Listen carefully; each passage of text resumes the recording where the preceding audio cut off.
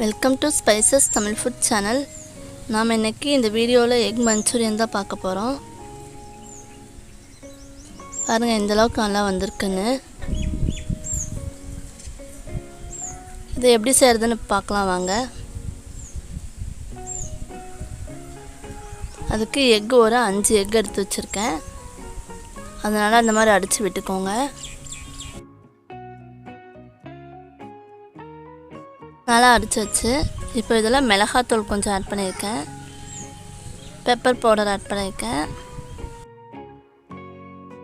உப்பு தேவையான அளவுக்கு ஆட் பண்ணிக்கோங்க, மஞ்சள் தூள் கொஞ்சம் ஆட் பண்ணியிருக்கேன். இதுவும் நல்லா கலந்து விட்டுக்கோங்க.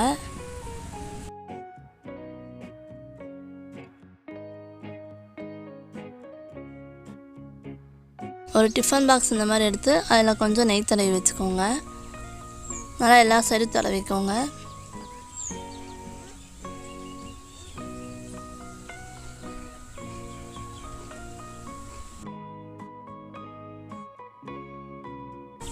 இந்த மாதிரி தடவிட்டு நம்ம கலந்து வச்ச எக்கை இதில் ஊற்றிடலாம்.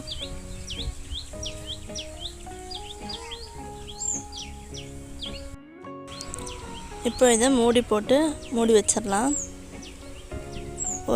நான் இட்லி ஊற்றி வைக்கிற இட்லி பொன்னி தான் எடுத்திருக்கேன். அதில் இந்த மாதிரி ஒரு தட்டை வச்சுட்டு ஸ்டாண்டு மாதிரி வச்சுட்டு தண்ணி கொஞ்சம் ஆட் பண்ணிட்டு இந்த மாதிரி டிஃபன் பாக்ஸ் உள்ள வச்சுக்கோங்க. உள்ள வச்சுட்டு மேலே மூடி வச்சிடலாம். இது வேகட்டும். ஒரு மிக்சிங் பவுலில் ஒரு 1.5 கப்பு மைதா எடுத்திருக்கேன். அதே கப்பில் 1.5 கப் கார்ன்ஃப்ளவர் எடுத்திருக்கேன். Kashmiri chilli powder 1 table spoon எடுத்திருக்கேன். கரம் மசாலா 1 டீஸ்பூன் எடுத்திருக்கேன். சால்ட்டு தேவையான அளவுக்கு ஆட் பண்ணியிருக்கேன். இப்போ எக்கு வெந்துடுச்சு.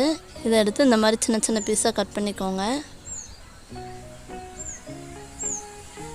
நம்ம நெய் தடவி இருக்கிறதுனால எக்கு ஒட்டாமல் நல்லா வந்துடும். நல்லாவே வந்திருக்கு. எந்த சைஸ் வேணுமோ அந்த சைஸ்க்கு கட் பண்ணிக்கோங்க. கட் பண்ணியாச்சு. இப்போ இந்த மாவு கூட கொஞ்சம் தண்ணி ஆட் பண்ணி கலந்துக்கோங்க.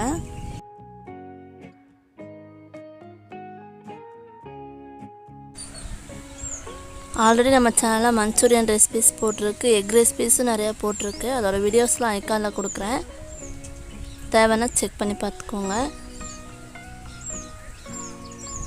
நல்லா ஓரளவுக்கு இந்த போண்டா போடுற பதத்துக்கு நல்லா கலந்துக்கோங்க.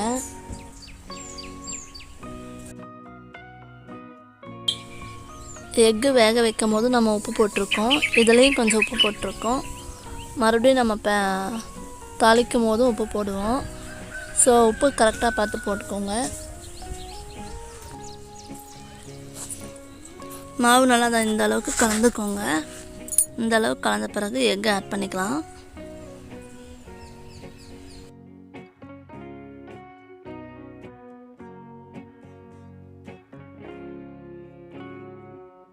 எல்லா பீசஸையும் ஆட் பண்ணிக்கோங்க. இந்த மாதிரி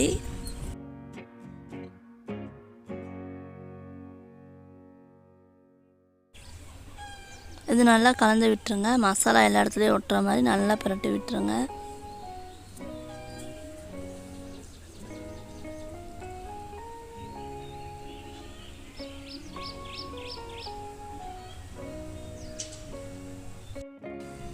இது நல்லா கலந்தாச்சு. இப்போ ஆயில் சூடு பண்ணிக்கலாம்.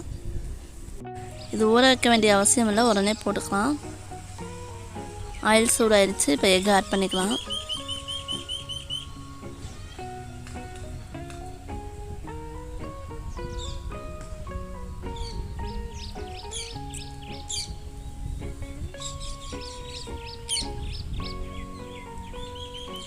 எக்கு நல்லா 2 சைடு திருப்பி விட்டு நல்லா வேக வச்சு எடுத்துக்கோங்க.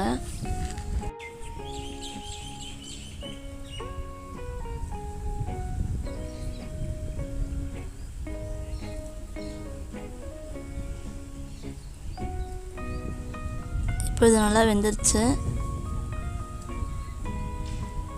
இதை எடுத்துக்கலாம்.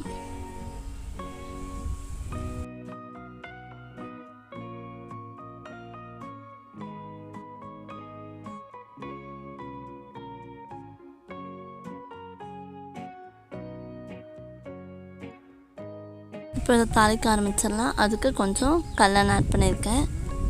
எண்ணெய் காஞ்சதும் ஒரு சின்ன சைஸ் இஞ்சி பூண்டு ரெண்டுமே குட்டி குட்டியாக கட் பண்ணி ஆட் பண்ணியிருக்கேன்.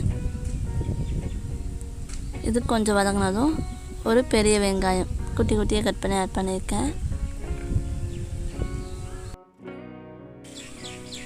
பாருங்கள் எந்த அளவுக்கு நல்லா வெந்திருக்குன்னு. இது இப்படியே சாப்பிட்னாலும் சாப்பிட்லாம். வெங்காயம் நல்லா வெந்துருச்சு. இப்போ soya sauce 1 tablespoon add பண்ணியிருக்கேன். Red chilli sauce 1 tablespoon, tomato sauce 2 tablespoon add பண்ணியிருக்கேன். இது நல்லா கலந்து விட்டுருங்க. இப்போ இதுக்கு தேவையான அளவுக்கு உப்பு ஆட் பண்ணிக்கோங்க. கொஞ்சம் கார்ன்ஃப்ளவர் தண்ணியில் கரைச்சி ஆட் பண்ணியிருக்கேன். இந்த மாதிரி ஆட் பண்ணும்போது கொஞ்சம் கிரேவி திக்காக இருக்கும். கார்ன்ஃப்ளவர் ஒரு 1 or 2 டேபிள் ஸ்பூன் ஆட் பண்ணிக்கலாம்.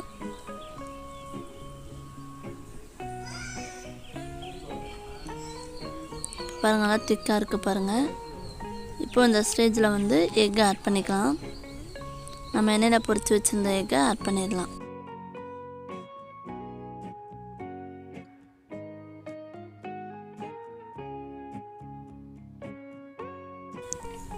நீங்கள் இந்த சேனலுக்கு சப்போர்ட் பண்ணணும்னு நினச்சிங்கன்னா சப்ஸ்கிரைப் பண்ணி பெல் பட்டன் கிளிக் பண்ணி ஆல் ஆப்ஷன் கொடுத்துக்கோங்க. அப்போ தான் நான் போடுற எல்லா வீடியோவும் உங்களுக்கு நோட்டிஃபிகேஷனாக வரும்.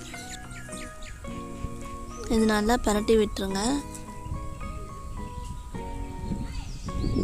மசாலா எல்லா சைடும் கோட் ஆகிற மாதிரி நல்லா கலந்து விட்டுருங்க. இப்போ இதில் நான் கொஞ்சமாக குட்டி குட்டியாக கட் பண்ண ஸ்ப்ரிங் ஆனியன் ஆட் பண்ணியிருக்கேன். இதுக்கு பதிலாக நீங்கள் கொத்தமல்லி தழை ஆட் பண்ணுறதுனாலும் பண்ணிக்கலாம். Egg Manchurian ready. Thanks to watching. Please keep support, like, share and subscribe.